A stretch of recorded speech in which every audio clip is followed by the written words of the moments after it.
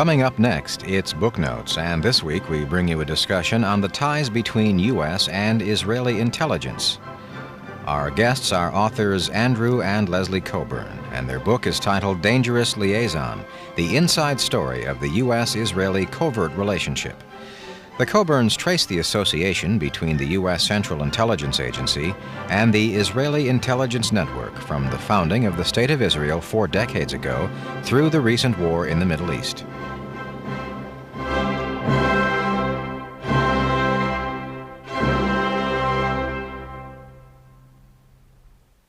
Andrew Coburn, co-author of the book Dangerous Liaison, the inside story of the U.S.-Israeli covert relationship. What's the premise of your book?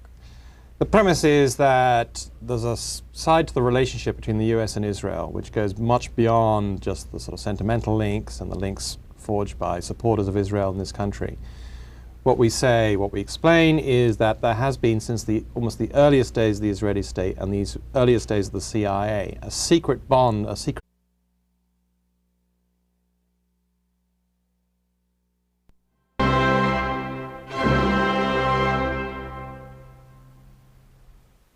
Andrew Coburn, co-author of the book Dangerous Liaison, the inside story of the U.S.-Israeli covert relationship. What's the premise of your book?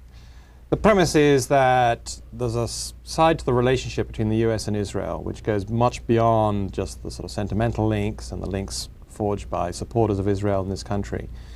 What we explain is that there has been since almost the earliest days of the Israeli state and the earliest days of the CIA, a secret bond, a secret link between them, basically by which the Israeli intelligence did jobs for the CIA and for the rest of American intelligence. And this, you cannot understand what's been going on around the world with American covert operations and indeed Israeli covert operations until you understand that the two countries have this secret arrangement.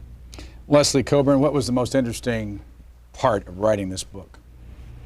Well, I mean, there are a number of things. For example, one particular part which I found most interesting was we talk about Israeli operations in Colombia and some of the Israeli commandos who trained the hit squads of the Medellin cartel. It turns out that they had trained us in Israel as well, and when they were between trips to Colombia. These were the same people who also trained most of the top commanders in the Guatemalan military, also trained the Contras. And they had a firm that was under license to the Israeli Ministry of Defense. And then they turn up in the jungles of Puerto Boyacá in Colombia. So, I mean, we had a lot of adventures, I must say. Did the Israelis cooperate with you at all in this book? Well, we talked to, we never made an official approach to the Israeli government or Mossad or anything like that, but we managed to get, in the end, to talk to all the people we wanted to talk to in Israel. We talked to people like, for instance, David Kimchi, who had a long Mossad career. He eventually rose to be deputy head of Mossad, the Israeli secret intelligence agency, the equivalent of the CIA.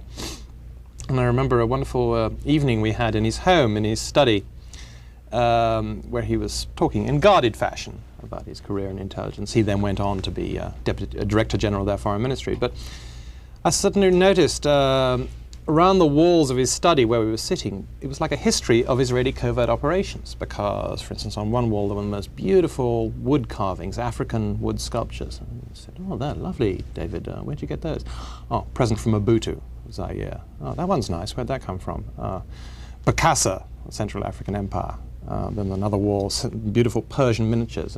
Where'd they come from? "Oh, present from the Shah for something we did for him." So, just there was this man sitting, this master spook, surrounded by mementos of his career. And so we talked to him. We spent a lot of time talking.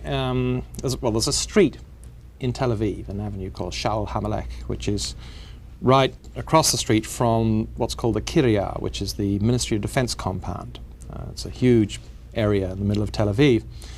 And on the other side of Sha'al HaMelech are a row of very fancy high-rises, which is basically the headquarters of the Israeli military-industrial complex. I mean, that area is. So you have offices of all the major arms dealers, the offices of the Israeli representatives of the major American defense corporations. You have Mossad headquarters. Just down one side street you have a very beautiful building which is the headquarters of a man called Shaul Eisenberg, which not many people in the outside world know about, but he's certainly the richest and probably the most powerful man in Israel. He's the master arms dealer, is behind a lot of political campaigns, behind a lot of politicians.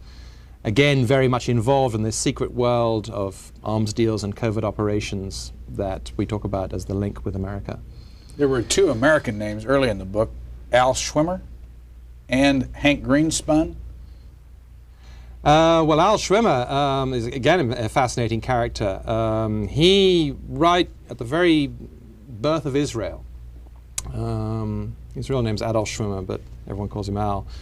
He was basically an arms smuggler for Israel. He was flying in arms during their War of Independence from all over the place. He was originally a TWA flight engineer, in fact, but also a brilliant pilot. So, for example, he was flying arms from Prague because in the early days of Israel, in fact, most of their arms, or one of their most important single arms supplier was the communist government in Czechoslovakia. And Schwimmer was part of that. He went on to found Israeli aircraft industries, in the meantime still sort of flying arms, you know, doing covert arms deals around the world.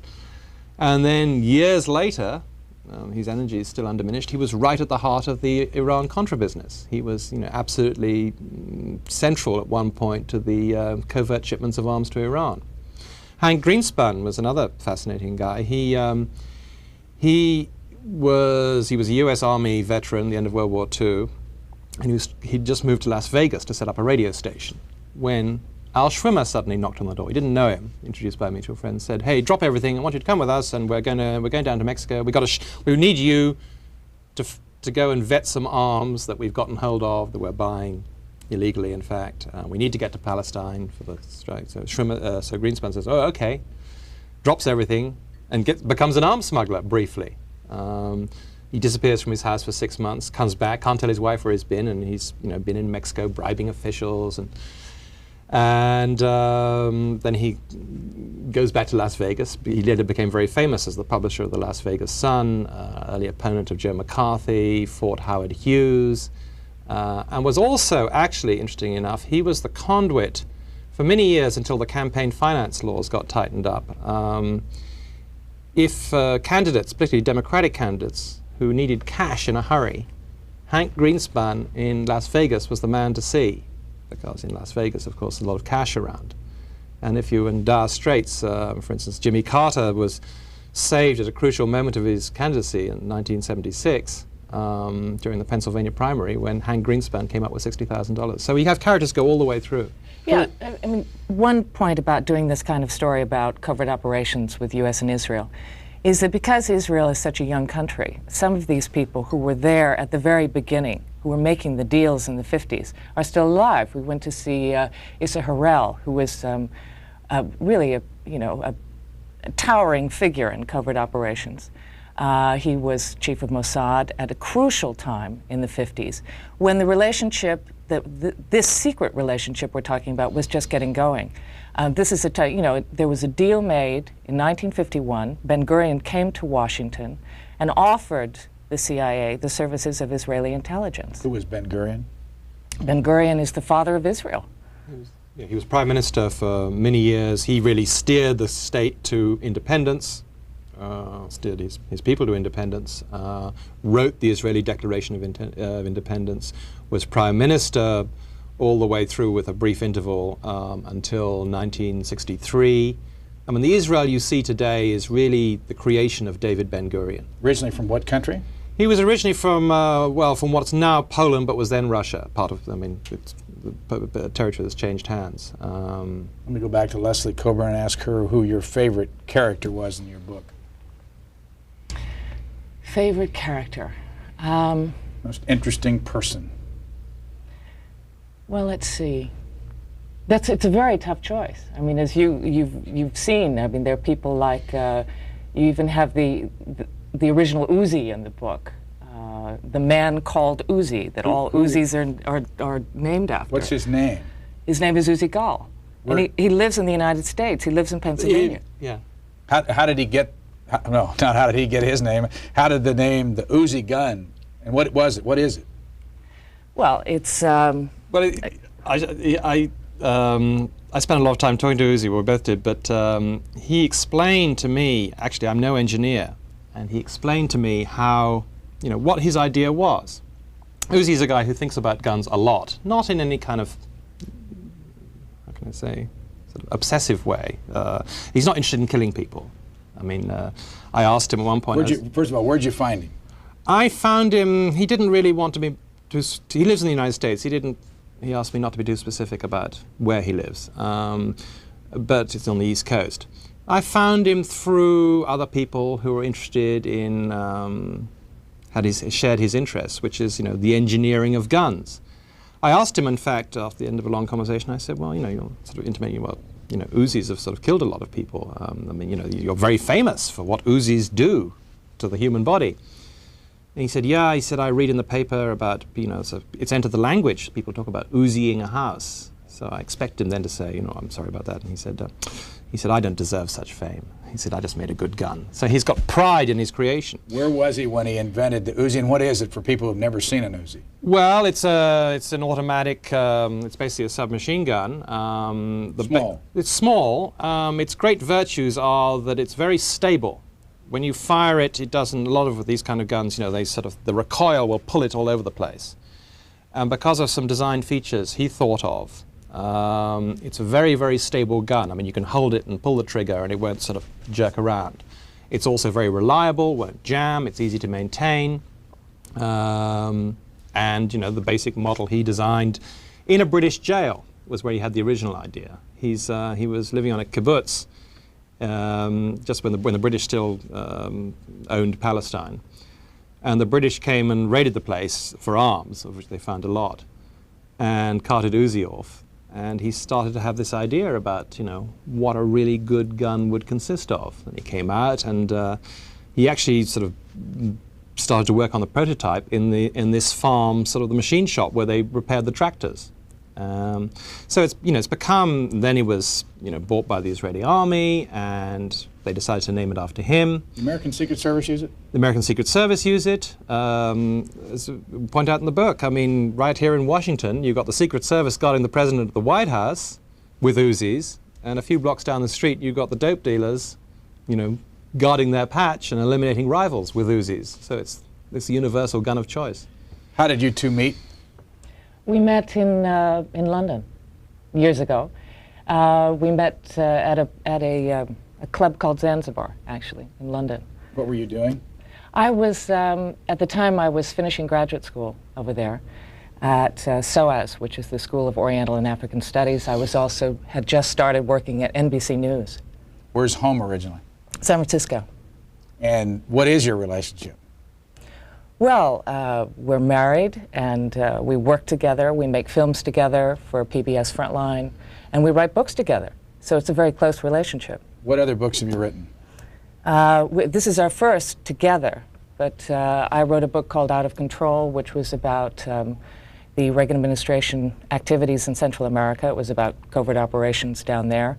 Andrew wrote a book called The Threat, which was about the Soviet military. Out of Control had what impact on our body politic?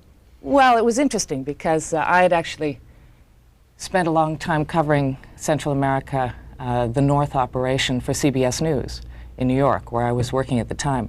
And I broke the story for CBS about the North operation in Central America. So then wrote a book which was basically about our adventures in finding out about this stuff in Honduras, in Washington, bars and restaurants in Costa Rica. It got into the seamier side of what was going on down there with operations. Where'd you get your original interest in this kind of a story? Well, I think it gelled for me when, years ago in London, there's a very famous arms dealer called Sam Cummings, who did a lot of work for the CIA. He's one of the biggest private arms dealers in the world. And he fascinated me, and what fascinated me was his ability to go into a situation and supply arms in little wars. And he had no problem at all with supplying both sides. And that kind of mentality of the the arms dealer coming into a little war. It just got me very fascinated with little wars. I'd lived in Africa while I was at Yale. I'd spent a lot of time in the Third World even then.